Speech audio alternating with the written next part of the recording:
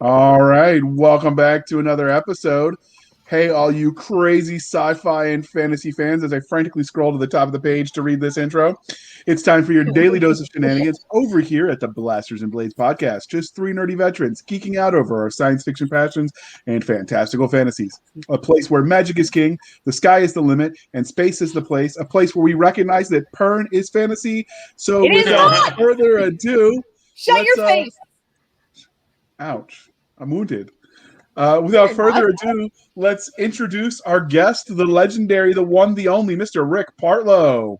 How are you doing today, sir? I'm doing great. How are you? I'm alive, so that's all I can ask for. That's a good start. It is. I don't write the other kind of books where dead people are paramount. Like, we let them stay dead for now. Who knows? That might change. Yeah, that could change. I mean, I might try my hand at fantasy and have undead. That could happen. But so Rick, I'm like the kid from the. You know what fantasy is, JR? There Be Dragons. That makes it fantasy. There Be Dragons actually is a science fiction novel by John Ringo. There will be dragons. You shut your pile. It's not my fault. All right. So, Rick, why don't you tell us a little bit about yourself? Well, I am from Central Florida. I've lived here most of my life. I was born in Tampa. I was a history major in college, and I got commissioned into the U.S. Army.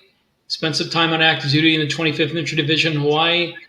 And after that, I bounced around a lot from one job to another, and finally decided to finish writing the books that I had been working on since college and tried to get them traditionally published. And when that didn't work, I forgot about them and did other things until 2011. And then since 2011, I have published 42 books.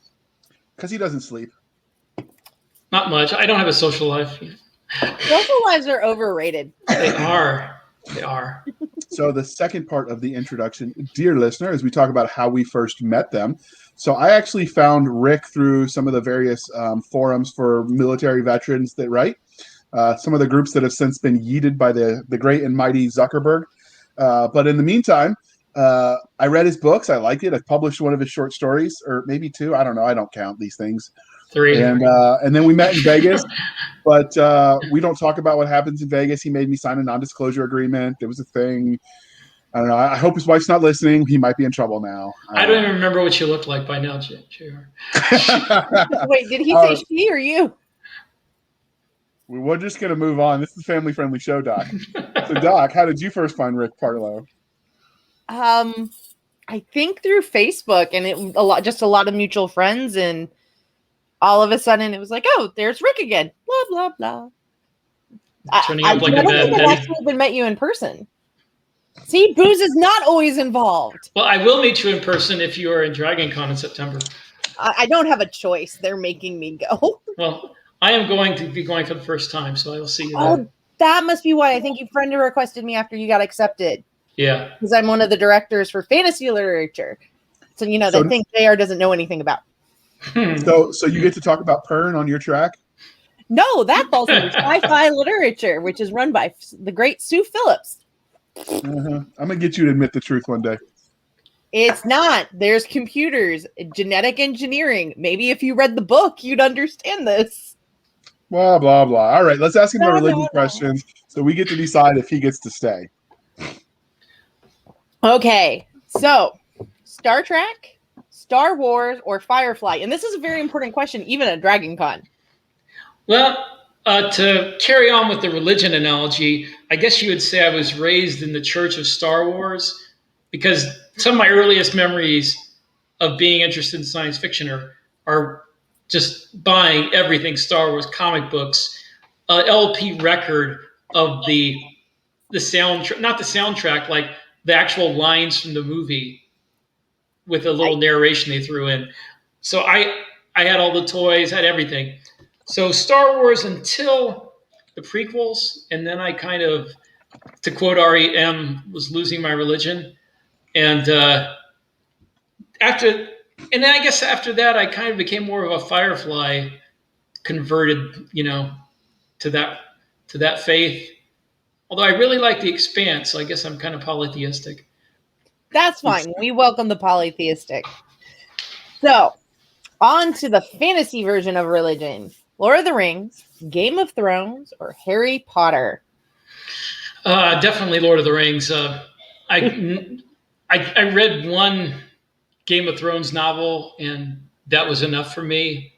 Harry Potter was fun, but for me, it felt more like a kid's thing. Well, it is sold in the children's department. Yeah, Lord of the Rings was what really got me into reading fantasy. Well, actually, The Hobbit, but then the Lord of the Rings after that. They kind of fold together. We'll count them together. So, which one was your first love? Fantastical fantasy or scientific sci-fi? Science fiction, definitely. One of the first books I remember reading, like a real book, not like a kid's book, was I can't remember the name of it, but it was like a science fiction thriller type thing, but YA, like middle grade maybe. And after that, I read a book called Secret of the Marauder Satellite by a guy named Ted White, and that's a hard book to find. It's published in the late '60s, and it really hit all the right areas for me. It was like a YA novel, and it got me into science fiction. Then I read Heinlein, went to the library, I checked all the Heinlein juvenile books out over and over and over. Moon is a Harvest Mistress. He wrote one of my favorite. Well, that's not one of his juveniles, really. Right, that's not. There's mostly it's Have Spacesuit Will Travel. Is that Have Spacesuit Will Travel? I have read that. No exaggeration, probably at least 600 times. The Menace from Earth is one of my favorite short stories, though. Yeah. Which is also by Heinlein, for those who don't know. But Have Spacesuit Will Travel, I checked it out of the Brandon Library over and over, and they had that hardback with the plastic cover that had the purple spacesuit and the purple alien with a yellow background. And Between Planets, Time for the Stars, Red Planet, and the Rolling Stones, Space Cadet. I read all of those things over and over. That's awesome. That's some good learning, good classic literature right there. So I definitely approve. I like the classics. So what is it that you love, though, about the science fiction and fantasy genre? Well, I guess it's that you don't feel trapped in reality. I mean, like, if I wrote in any other genre or read in it, I would like thrillers or mysteries or, military action or whatever. The real world kind of like closes it in, and you can't go certain places without taking it into science fiction. Like, you have to, you can't just say, oh yeah, we got into a war with the Soviet Union or whatever, because it didn't happen. So I like being able to have an open story where anything can happen, and I'm not thinking, well, yeah, some things can happen, but not this. This isn't going to happen. Some of Tom Clancy's classic books now they're very dated. They're alternate history, really. Yeah, at this point they are. So I think there's a longer shelf life for some of the science fiction and the fantasy. There is, of course, with science fiction, I've found that a lot of things that I predicted when I was writing science fiction back in the 90s are science fact now. So, JR, are you confused by that conclusion? No, I was trying to find it. There's an author that is actually trying to bring back the literary style of the Heinlein juveniles, author J.D. Sawyer. And he was actually doing it does look like it hasn't been published yet, but he was actually writing a manual, and he was like breaking down so you've got the hero's journey, the heroine's journey. He was breaking down like the structure of what made a Heinlein juvenile. To the idea, of course, is that kids needed aspirational stories because there's so much grimdark out there that he was hoping to bring it back. I just thought it was interesting because you mentioned it. I was going to see if I could find it. That you remember reading those. Well, I mean, there's a lot of classic sci-fi authors who published books that would be considered YA now, but YA wasn't even a genre then. Actually, the only difference between, well, as I understand, the only difference between Heinlein's Juveniles and the regular work he did was he left out sex, violence, and cursing because he wanted to get them in libraries. And the librarians were very, like these are kids' books, so we don't want all that stuff in them. So it was very much. I think that's what I think attracted me to those, as opposed to other YA, or wasn't really YA at the time, but stuff directed at middle grade kids, was that he didn't like pander to them. That everything was actually like he used really, really complex math in a lot of these things, and physics, and did not hold back anything. So the Orton, especially not his philosophy, because some of them read a lot more like political treatises and philosophical tomes than they did actual stories. Like Red Planet is very political.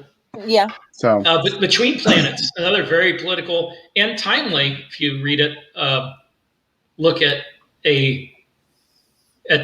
how government can like worm its way into every part of your life. And absolutely. So how did your love of the science fiction genre transition into you writing stories in it, both when you started amateur and then when you became a professional? Like, what was the sequence of events? Well, I really started getting interested in writing, I would say probably around the early 80s, because I had read, like, it felt like I had read everything that was printed that I wanted to read, that was it was the same, in the same vein as the Heinlein Juveniles, or those kind of books, the classic 1950s era gleaming silver spaceship books, Mm-hmm. and everything that was being written in the late 70s felt like it was dystopian and depressing and psychological, and I hated it. So I first started trying to write my own stuff. I mean, I'd written like short stories for like class and stuff, or drawn comic books, but that was when I first started trying to write something. And then later, when I started writing professionally, I had served in the military by then, so I kind of put that into the book, and it was military science fiction, although I wasn't really like tuned into the genre at the time. I just knew that it was a military-centered story, and I was able to use my experience to. So that's how I kind of wound up in the field of science fiction where I am. It was just what's the word? A synthesis, I guess, of the stuff that I was reading in the late 80s, which was the cyberpunkish Walter John Williams, William Gibson style novels, with the 1950s space opera Silver Spaceship Heinlein. And I kind of put that together with my military experience, and that's how the stuff that I actually write now came about. That's a very thought out answer. Thank you. Just thought of it just now. You're doing good on your feet. So many authors let their own sort of real life experiences influence the kind of stories they tell. So was there any specific formidable moment you think that shapes you as an author, or is it more a collection of the parts? I didn't have too many formidable moments, but I don't know that my real life has shaped me as an author that much. Except, I mean, there's some things like I like wildlife photography and outdoor nature, so I put a lot of that into some of my later books. But aside from that, really, mostly it's what I've written and watched, that has really shaped me as an author. Like, besides the books, a lot of movies worked their way into it too. Like obviously Star Wars, Aliens. Aliens had a big effect on me as an author when I was younger, like in college. I was like, the Space Marines and Aliens were like the coolest thing ever. I never really liked the movie Aliens, though. I did, but I mean, there's some things I didn't like about it, but I just love the look, the atmosphere of the movie. Same with Blade Runner. Just the atmosphere of that universe really rubbed off on me. So that kind of thing, the grimy, dirty, lived-in look of Aliens and Blade Runner, and to some extent Star Wars. I mean, because that was, it the original series, the original trilogy, not the crap that came afterwards, had a really lived-in look, and everything was broken down and wires hanging from the ceiling, and the Millennium Falcon, was very lived in. We call that a budget. But why make it shiny when you can make it lived in for cheaper? That's true. But I can't blame them. Money is real. So speaking of the military, since you mentioned it earlier, your bio mentioned that you served in the U.S. Army. So we ask all our veteran authors this, but how do you feel like your time in the Big Green Weenie affects the stories you tell? I think that it gave me an appreciation for. I mean, it helped me to grow into the idea of accepting that other people have their own story they're telling themselves in their head than I do. And I read a lot of books, and I don't feel like people have gotten that idea that the main character tells his story and everyone else is there to support it. And it's like they don't have their own story that they're telling themselves in their head. But if you serve in the military, you have to accept the fact that other people's points of view and other people's perspectives are just as important as yours, because a lot of them are superior officers and can tell you what to do. So you either think of them as annoyances, and pains in your butt, or you learn to accept that maybe they're right and you're wrong. And I think that's an important thing that a lot of people don't put into their writing, that the idea that the main character isn't the only real person in that novel. So. I think that novels, more so than TV shows and movies, allow for an opportunity to be an ensemble cast. Mm-hmm. Like an ensemble cast. True. And the better stories that I read really get into the side characters and give them personality. But, if they weren't, if everybody did it, then they wouldn't be better. They'd just be the same. Fair enough. So do you ever draw from people you knew when you were in the military? Some. Honestly, the people I knew in the military were kind of boring. No, don't mean to be. I mean, they weren't bad people, but they were very professional, except for a few dirtbags who I'd rather not remember. But I do draw from a lot of people who I knew when I was in the National Guard and ROTC in college, because they were colorful, especially the people in the National Guard, very colorful characters. You sure you were in the infantry? Yeah. Because most people, you were an officer, so you were protected from the shenanigans. Well, I mean, I don't know what the sergeants were doing. I knew that the privates were, because I had to counsel them on, like, they were getting stupid loans for cars they couldn't afford, and renting furniture and then falling behind on the payments and things like that. So I knew that young privates were dumb. That's not the dumbest thing. But I didn't get into the wild stuff that was going on there. But like I said, in the National Guard, I was hanging out with the enlisted men, so that they were more fun. We had a private who decided to rent his barracks room. Nice. Yeah, no, I mean, that's not even the dumbest thing I've heard. But I can tell you that the most colorful guy I ever met was in the National Guard. His nickname was Val. I won't say what his real name was because I don't want to out him or anything. But he was in the 1st Marine Division in Vietnam. Wow. And he had gotten out and got back into the Army National Guard and was an E5. And he was a career E5. I knew a lot of those. He was a team leader too, not even a squad leader.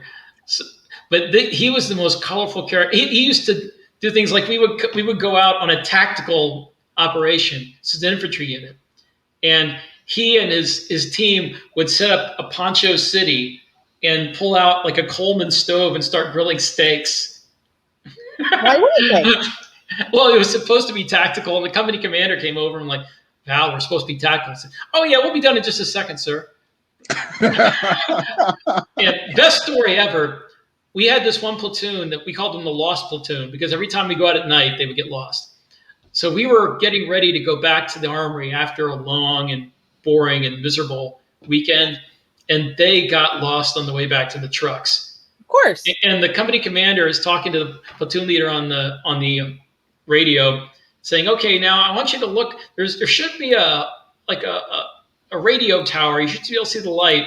And Val, who has a 203, gets pissed off and fed up, and he scrambles out of the truck and says, "Sir, just tell him to follow this down." And he fires a parachute flare into the air above the trucks. And the company commander doesn't even blink. He's like, "Okay, there's a flare coming down our position. I want you to look." It was the most funny thing I've ever seen in my life. Yeah, my platoon sergeant when I went to Iraq was a non-vet too. He's one of those ones who you get out and then you look at the thing and be like, crap, I'd be retiring if I'd stayed in. That moment people get. So he went back in the guard and did his 30. And just when they thought he was done, he was getting ready. He put in his retirement papers the same time he filed for Social Security. And they're like, yeah, you're not done. You got one more war zone left in you. So those were some interesting days. But I was expecting something like, Private Joe Snuffy goes to the evening out on town and meets the woman who happens to like dancing a lot for tips and decides they really do love each other, because that happens too. It does, but I did not encounter that particular thing. We had an officer who did that, and he thought he was special because she was with him twice as long as she was with other people. Had nothing to do with. He probably spent twice as much. That marriage did not last very long. Well, the one that I knew about, he married her partly to get out of the barracks, and they're actually still married, and that's been a decade and a half. So good for them. My favorite story about that was we had a soldier who she married another guy. She was gay. She married a gay guy from another battalion who was about ready to deploy. He was in a transport unit, and we were in 1-1. And his company decided, since he was newlywed, that they'd leave him behind on rear detachment. So then they were stuck with each other. Like, you didn't get married for the money, did you? Because if you did and you weren't really like a thing, that would be falsifying. And watching them try and stuff it out was hilarious. I mean, I got nothing that's going to say that's not going to get us banned from every platform. So we'll move on, and I'll ask you instead. So we talked. You go. Go ahead. If you want to go there, you're going to be brave. I will be brave. I will say that when trying to screw over the Army, beware. It has more practice and a better success rate at screwing over the soldiers than you will on screwing it. They don't call it the big green weenie for nothing. So, speaking of, we talked about how your time in the Army affects the stories you tell, but does it affect the stories you read and engage with via games, movies, books? Not really, because I was into the kind of stories I read long before that period, long before I thought about going to the Army. I kind of was stuck in the kind of stories I liked before I went to the military. So I kind of read the same things I used to. I mean, I read military science fiction now, but I read it before I went in too. So. Okay, fair enough. All right, Doc, you get to ask your Fandy questions. Fandom questions. So have you found somebody cosplaying one of your characters or any real cool fan art? No, not at all. My fans apparently are not artistically inclined. No one has ever sent me a picture. I've had a lot of fans ask to get red-shirted, but that's about as far as it's gone. I have not had anybody send me a drawing of any of my main characters. So. I've been to a couple of charity auctions where authors that are guests of the convention will go, okay, they'll auction off a red shirt slot. Those have gone for surprisingly pretty pennies. I just give them away. Yeah. If you're killing people in job lots like David Weber can, George R. R. Martin, it helps to have volunteering sacrifice. I've got 42 books. Lots of people have died. So has anyone ever asked for your autograph out in public, away from a convention or a book signing event? No. Nobody away from a convention or book signing event knows who I am. Have you ever spotted anybody reading one of your books in the wild? No, most of the books I've sold are ebooks, so it's be kind of awkward. Can I see what you're reading on your phone? That's how you get restraining orders, and Elon Musk sends you cease and desist letters. It's 6 feet, man, 6 feet. What's the weirdest or funniest story you have about a fan interaction since you started writing? Well, I don't know about funny. I don't really too many funny. I I've had some interesting and weird fan interaction. The most interesting one, which is not weird, is a guy that I knew wanted me to put his daughter as a minor character in one of the books because she's like she had like a learning disability and was working on reading, and he wanted her to read it, and I put her in one with the intention of being like a brief character in one book, and she wound up being one of the main characters throughout the whole series, and then in another series. So that's kind of cool. Well, I hope she's read them. Yeah, she has. And I've also had a fan write me like this huge multi-page letter, unsolicited. I did not ask for a beta read or anything. He just wrote me this multi-page letter telling me about in detail, like you would not believe, how I had the Marine ranks wrong in my book, despite the fact that I'd even mentioned in the first book that these aren't the U.S. Marines. They're like a big compilation of the Royal Marines, U.S. Marines, the Army Airborne, and other things stuck together, and the ranks aren't the same. But he had to write me this multi-page letter telling me how I had the ranks wrong. So I appreciated that. Thank you. Yes, that's not the U.S. Marine Corps. If you wanted to do it right, you now have a manual. There you go. I had one of those because I used like Huzzah or something just to be a little different. And they're like, that's not what the Marines say. I'm like, yes, but that's what Space Marines say. Well, I got so tired of, I've written so many Space Marines. The last series I started after Drop Trooper, I actually made him Army just because I was tired of Space Marines. I would say my favorite Space Marine logo is Heresy Begets Retribution. Say that again. I'm sorry. Favorite Space Marine type logo, Heresy Begets Retribution. Oh, okay. Yeah, that's Space Marines. 40K. Yeah. That's what I thought. Yeah, I want to see Space Gurkhas just to be different. They have some of those in the 40K universe. Well, friendship is Cisca. Hmm. Friendship is magic, and magic is heresy. Exactly. All right. Ones are the best. Y'all are weird. I thought I was weird, but y'all are weirder. Hey, you know what? You love it. Tell us about the highlight reel of what you have done. What you've written. In my life? Oh, okay. No, you're publishing author life. I mean, if you want to tell us about the other stuff, we'll listen. We've got the therapy hour going. You got all your adoring fans listening. The bibliography is more interesting. Trust me. I've written you live in Florida, where they have meth gators. Meth gators. I've had a lot of stories with gators. I've got an interesting story where one tried to kill me, but we'll go into that later.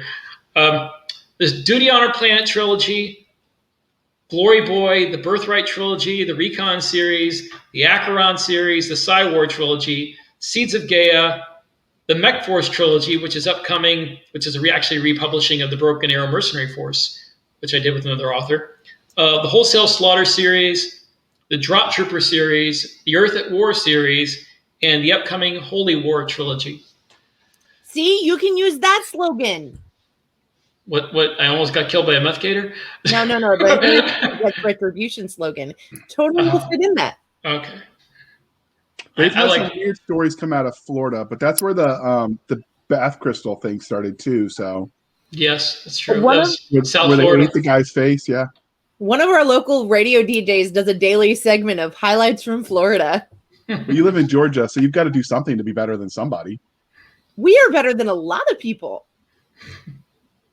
All right, moving right along. You have Dragon Con. Leave me alone. You do have Dragon Con in Atlanta. So while all of those sound fascinating, including the meth gators, today we're going to talk about your Drop Trooper universe. So more specifically, Contact Front, which is the first novel in the series.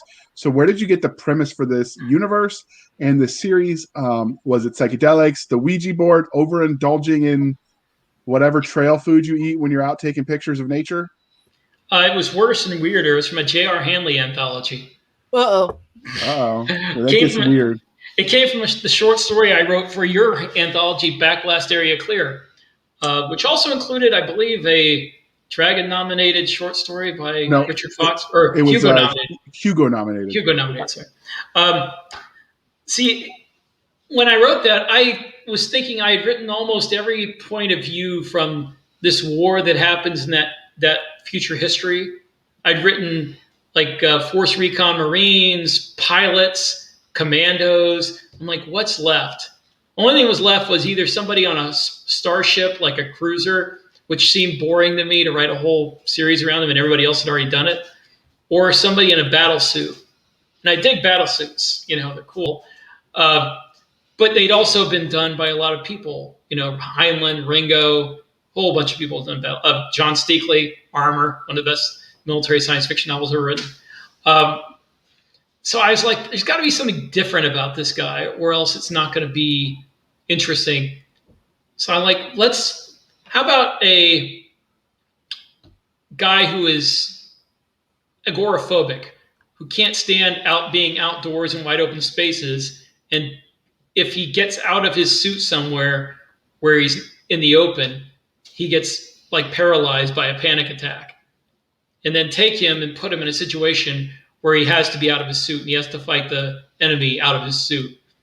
And that's how I got the idea.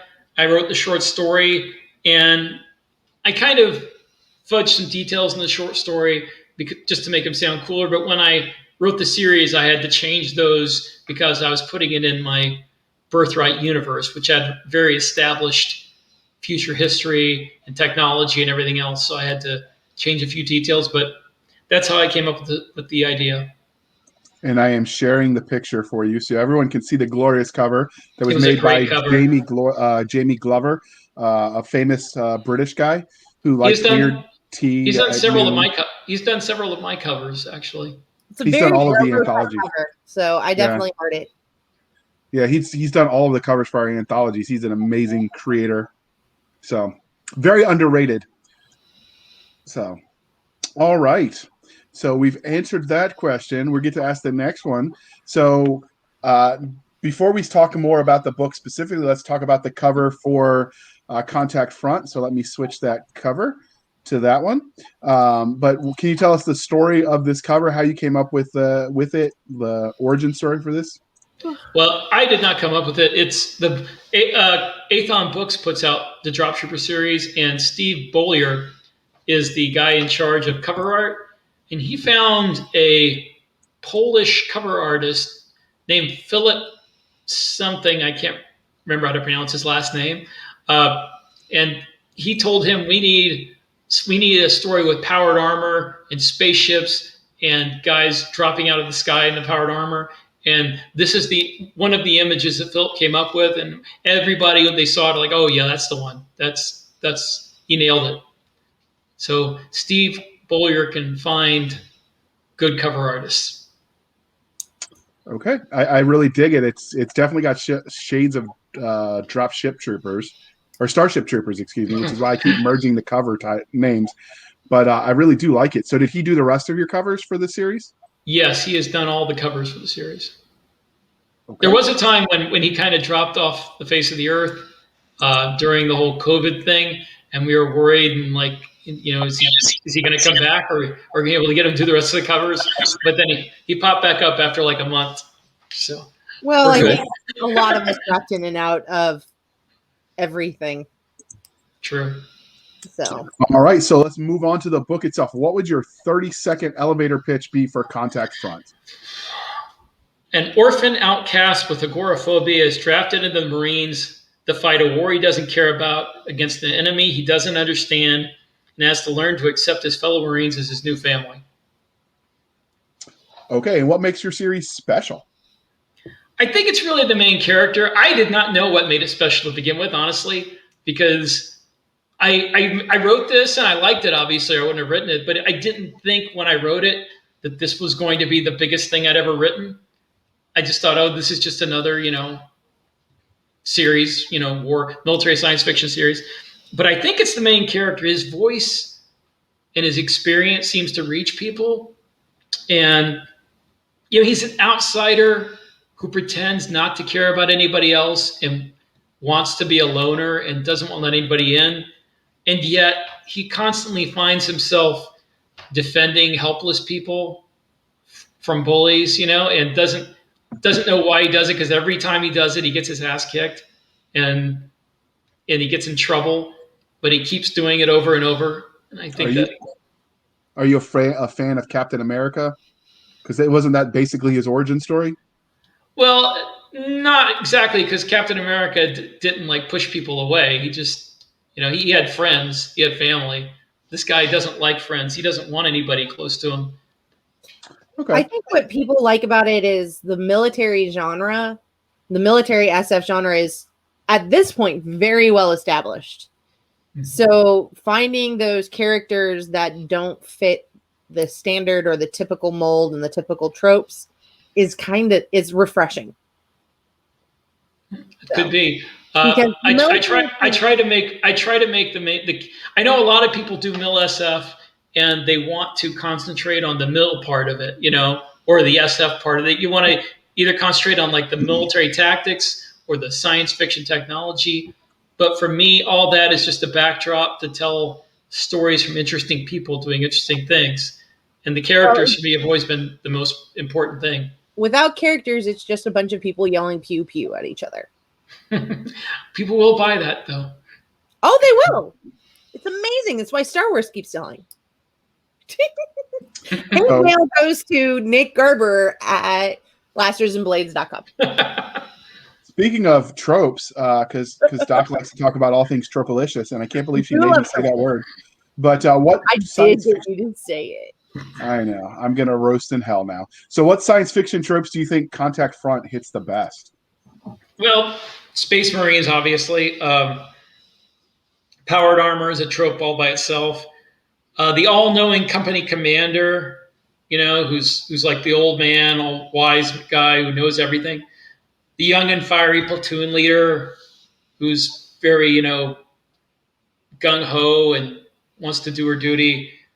The ancient and feared first sergeant who, is like the voice of God and everybody's scared of them. The typical Marine Corps wartime tropes that you see a lot. Okay. Don't like messing with stuff that works, and that's all from reality plus decades and decades of science fiction. So, okay. All right, Doc, you get to ask the next fun question. Well, one thing: are there any unexpected tropes that you used, or that you don't want, or you could say, "I don't want to tell you," because that might give away the surprise.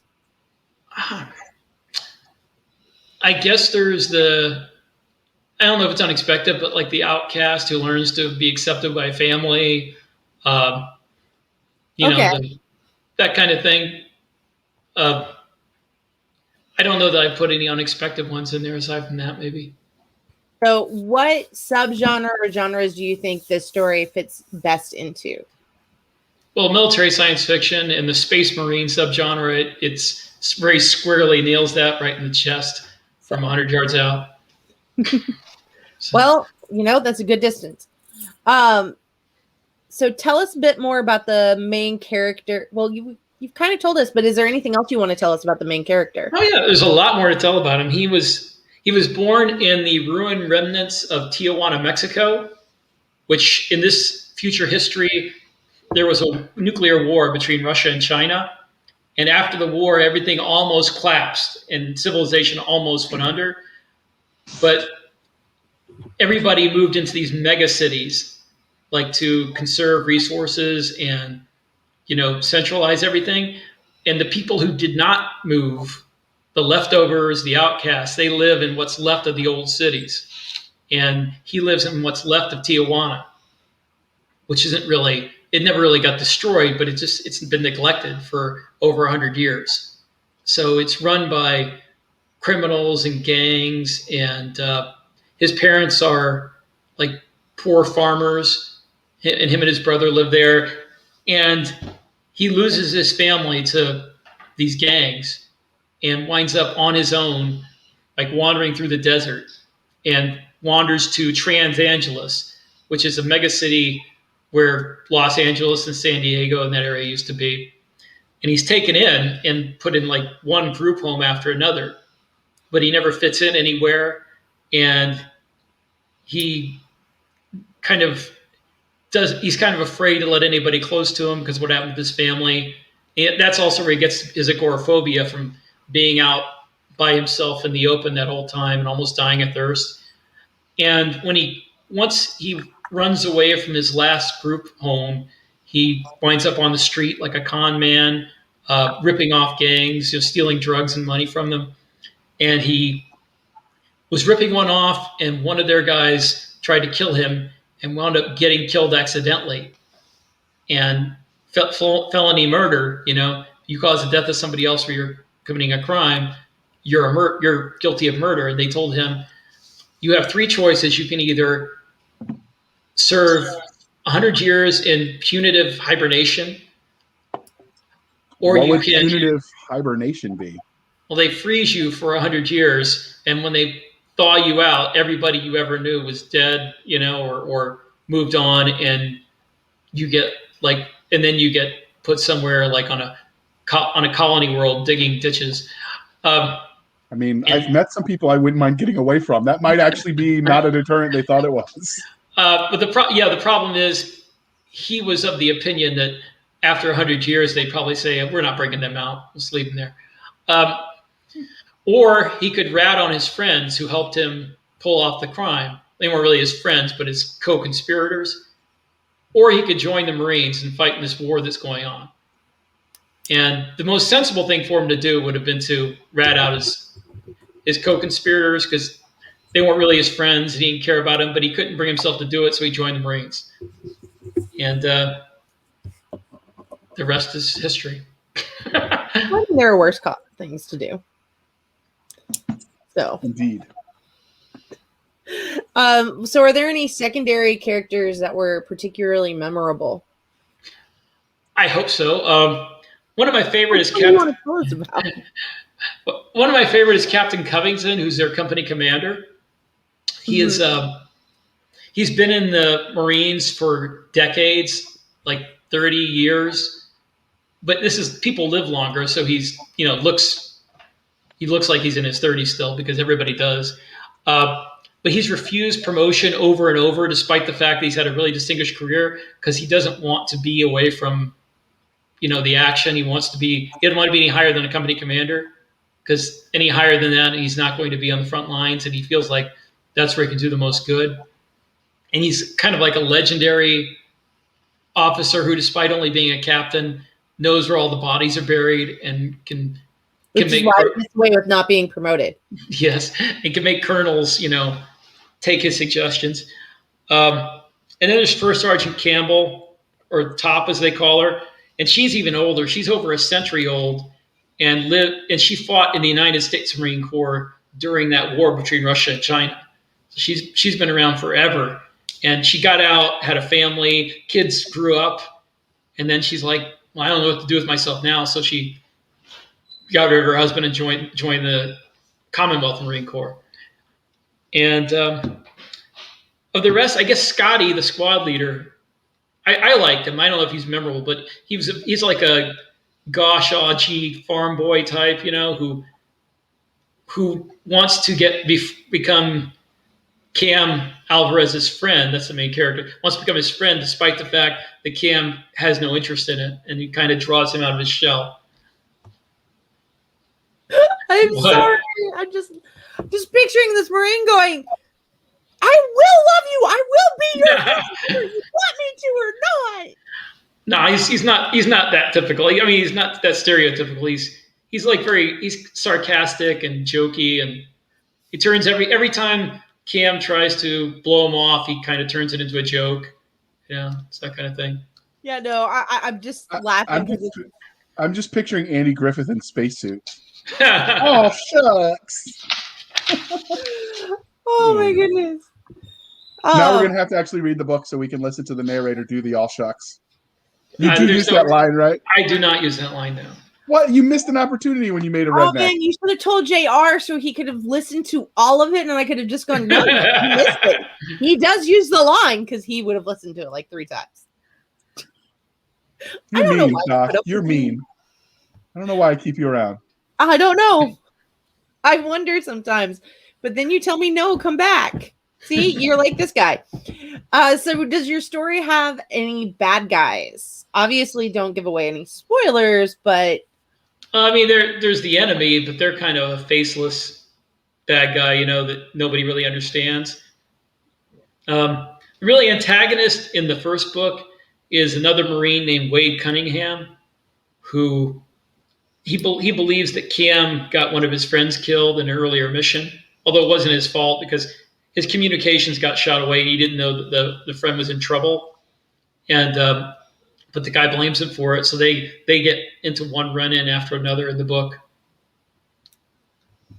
I can see where that could happen, definitely. So I'm still getting over thinking about this stinking like redneck in space. But anyway, all right, we'll move on. So now that you've told us a little bit about the bad guys, I mean, you talked about Doc. Let's talk about your characters. So if your characters, because of all the horrible things you did to them, ever ran into you in real life, like, that Arnold Schwarzenegger movie, how do you see that interaction playing out? Are they going to kick your butt? Well, maybe the ones that I got killed, they might be mad about that. But they did die heroically, so there is that. I think that the main character, at least, he would resent the fact that his family died, maybe. But on the other hand, he became something a lot greater than he was ever going to be sitting there in Tijuana, raising chickens. So maybe not. He might look at the big picture. Okay. So, all right. So let's give us a little bit of a sneak peek of how the sausage was made. Were there any cool scenes that you wrote for this story that you had to cut that you want to use some other place, but were like just so cool you want to tell us about it right now? I really don't cut anything. I guess I'm the only one who does that. I plot things out really carefully before I write them. And if it doesn't feel like it fits, I get rid of it then. So I don't really write a scene and not use it. Saves me time. Makes sense. Okay. Well, now the next important question, and it's important because I get to ask it. So, what can you tell us about the universe? So, in miniseries, the worlds where the story is told is as much a character as a protagonist. So, can you give us a little bit more of a hint than you already have about what they can expect in this world? Because as I understand it, you've written other series in this universe, correct? Yes, I've written somewhere around 18 books in this universe, and it's pretty much huge and detailed. And I started creating it when I was about 18 years old in 1984. And I kept creating it till I was in my 30s. And and of course, I have written so many novels in it that it's history basically from the time that humans actually from the time of nuclear war all the way time to where the civilization they're in ends. It's all mapped out. And I've written books in each part of it. The earliest one is going to be this Holy War trilogy, which is going to take place in the beginning when they first meet the bad guys and they have a war with them. And the war that Drop Troopers in is like the second war they've had with these same aliens. So it's got all these little bits and pieces that fit together. It's got the main core worlds. It's got the periphery. It's got the pirate worlds, which are like the outlaws, where you can have your really cool, criminal smuggler type of things going on. Then you have the bad guys, the Tani. They have their worlds, and then in the latest books in the Drop Trooper series, they go like beyond their worlds to worlds on the other side of them that we didn't know about. So it's a huge universe that I still have not plumbed all the depths of. All right. Plumbing the depths. All right. Doc, I see you giggling. Oh, I have been reading too many different books for that kind of a plot. Oh, yes. I know you have. Oh, JR, I love you. Okay. Clearly, this is part of a series. There are currently 7 books. So how many more books do you think there will there are going to be. Actually, the seventh book comes out in June, but it's finished. It's been finished. Is it on pre-order? Yes, it's on pre-order. That's where we saw it. There's going to be at least 8. I have everything plotted out through book 8. So it's if book 8 does well, going to let you do only 8 books. Athon will keep putting it out as long as people will keep buying it. And I have ideas. It's going to go a totally different place in book 8 at the end. So that different place would open up a whole new story arc. It could be like 4 more books. So it could be as many as 12 books. Oh, so it really depends on how well your fans like it. It does. It depends on how they like where it's going. If they don't like it, well, bye. You've got more stories to tell, so you're good. I do. You'll just take your toys home and go write a different book. We've got more anthologies coming out. You can start new universes. So, are there any, we talked about the internal consistent rules of science, but what can we expect from some of that? You touched on the hibernation sleep, any other distinct, really cool things your science is?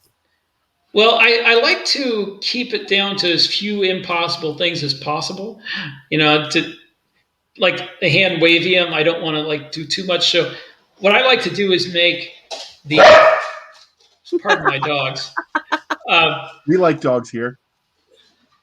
I like to make the way they use a drive to go faster than light, for that to be central to all the technology, the cool stuff. So the transition drive they use is from this special type of field that warps space-time, and that same field is their defense shield, and it's all this other things too. So there's that transition drive is the main thing, and for weapons they use just typical stuff: particle accelerators, lasers, railguns, and but the battle suits do use these plasma guns that shoot out superheated hydrogen, but that's about the only really far out thing beyond the transition drive. I've seen you get into some pretty intense discussions about whether chemical propellant firearms would be used in the future versus laser guns and Mac cannons, and so I know you definitely put a lot of thought into where technology might go. Well, I think that as soon as we have high temperature superconductors, which is really the hang up between all the really cool stuff and us, we will be using magnetic propellant slug shooters, Gauss guns or KE guns or whatever you want to call them. That I think it's waiting on us to be able to have power storage that's reliable, which is waiting on high temperature superconductors. Until we have those, then I think battery life. Well, that high temperature superconductors will make batteries last a lot longer. You'll have you can have capacitors that retain their charge for a lot longer than they do now if you have high temperature superconductors. So I think until then that we'll have some kind of chemical propellant slug shooters, and they'll still hang around, but they're going to be different. In the books, in the drop trooper books, the sidearm that the Marines use, it uses a propellant to kick it free of the barrel, and then a rocket motor goes off like a gyrojet, but it's a guided missile. And if you're wearing the right kind of goggles or HUD in your helmet or whatever, you can guide the bullet into wherever you're shooting it at. So it's chemical propellant slug shooters, but it's not like an M16. It's quite a bit more advanced than that. So, of all the technology you've invented for your universe, which one would you want to have for daily use at your home? Or not at your home, but just daily use? Fabricators. They have fabricators where you put raw materials in, and pretty much it'll build anything that with those raw materials. You have to put in the right raw materials. They have metal slugs and ceramic. You put all this stuff in, and it builds it, and it can build industrial size things. So I'd do that because I could build a car, a 20 millimeter Vulcan cannon. So normally we ask next, what would you abuse it and how? Oh yeah, I would make my own 20mm Vulcan cannon. And he can't tell for legal reasons who he might shoot, or his publisher will get very mad at him and give him the disappointed dad face that Jason gives me. Dude, you just have it just to say you have it. Even I know that. What's the point of having it if you're not shooting it at something? I would shoot it at a tank that I made in my fabricator. See, there you go. That's a good answer. It's like you know a lawyer or something. Yes. He'd use it against the meth gators that try to kill him. There you go. Or he'd make Robotech meth gators. No more meth gators for you. Well, I don't know if the gator was on meth, but he sure acted like it. So, do you have aliens in your universe? Yeah, I have the Tani are the only aliens that we know about at first that are still alive, and they're humanoid. They're aggressive, fanatical. They have a different biology that makes them affects their sociology. And there's also the predecessors who left behind these jump gates that we use to go to travel between the stars first before we develop the transition drive.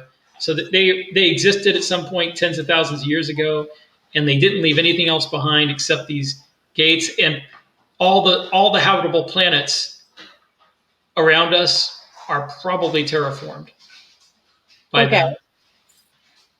But we don't know anything else about them at first. So when you make these aliens, and we'll just go with the ones that we know about in the book one, how did you go about doing it? Did you think, did you just go, sure, that works? Did you find a meth gator to draw you a drawing? I don't know. I my brain is stuck on meth gators for some reason tonight. I made them humanoid, mostly because I didn't think I could accurately predict how a non-humanoid alien would react to things or its psychology. So I made them really close to humans, and I kind of implied that they might have been genetically engineered from humans at some point. So I made them very close to us. And then the predecessors, eventually I do reveal who they are and where they came from. That's actually in the Birthright trilogy, which I wrote first before this, but in timeline, it's much later. So if you want to find out who the predecessors were, read the Birthright trilogy. Okay. That was devious. I like it. He planned it that way too. So, are you planning on doing anything else in the universe besides what you've already got out? Is your next series, after you finish book Bazillion, and this one going to be in the same universe, or are you going to try branching out and doing something different? Both. I already have a trilogy called the Holy War trilogy. The first book's coming out May 25th, called Genesis, and that is back at the beginning of our encounter with the Tani and the first war we had with them.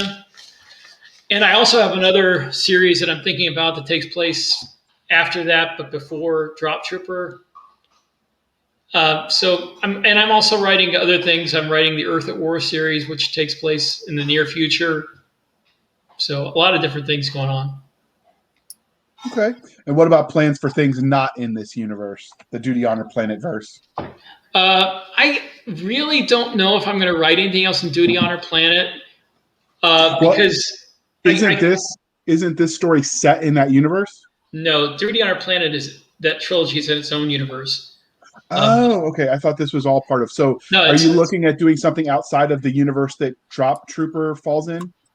I am doing other things outside of it. Like I said, I'm writing the Earth at War series, which is military science fiction, takes place in the near future. Okay.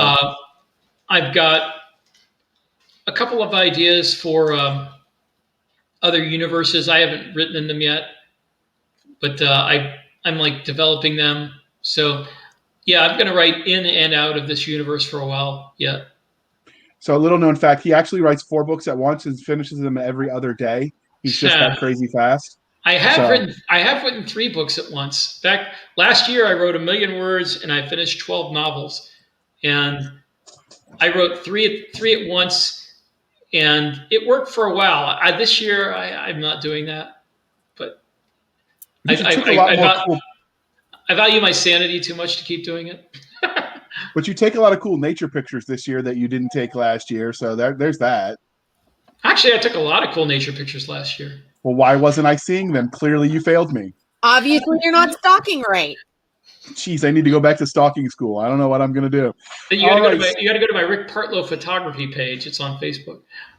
Oh, I'm going to add that to the show notes now, so everybody can stalk you properly, as it was intended when the internet was invented. All right, so clearly this is winding down. But before we wrap this up, was there anything about Contact Front in the Drop Trooper universe that we didn't ask you that you want to tell us before we wrap this up? Well, I would say that if you want to find out how everything winds up for the people who stay behind in the Commonwealth, you can read Acheron and Recon and Psywar. You read the Birthright trilogy and then those. It takes it all the way to pretty much the end of the Commonwealth government. So that will tell you what happens with the Commonwealth and with everybody else, which may or may not have anything to do with what happens to Cam Alvarez. Book 8. All right. That's a heck of a spoiler to leave people hanging on. So as we bring this puppy home, can you tell our dear viewers and listeners how they can find you on the wild, wild interwebs? RickPartlow.com is my website. My Facebook page is facebook.com/dutyhonorplanet. And if you want to email me, it's dutyhonorplanet487@gmail.com. Okay, and he actually maybe answers it, we think. Rumors. All right. Start rumors. I'm going to start rumors. So you can find us on our website at anchor.fm/blasters tech and blades, anchor.fm/blasters tech and blades, Twitter at twitter.com/SF_fantasy_show, twitter.com/Sierra Foxtrot_fantasy_show. You can email us at blastersandbladespodcast@gmail.com. You can join us on Facebook, where we have all the crazy shenanigans at facebook.com/Blasters and Blades podcast. You can support the show at buymeacoffee.com/author J.R. Handley. Just put in the comment section that it's for the podcast, or you can support us over there on Anchor FM if you so desire to help keep the lights on.